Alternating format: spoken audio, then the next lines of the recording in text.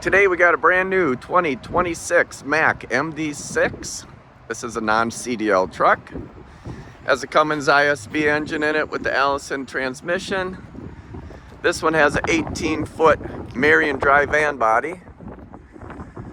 Has 50-gallon aluminum fuel tank, aluminum rims.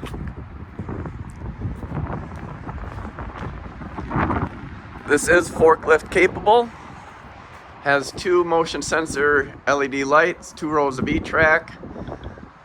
A lift gate or a ramp can be added to this if needed, otherwise it is dock height.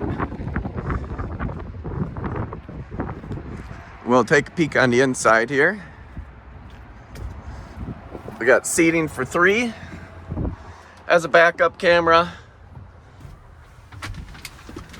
Bluetooth for your phone, cruise control. Very comfortable ride. Air ride driver's seat, air brakes, air suspension. Any questions? Call John at Kriete 715-496-0813. Thank you.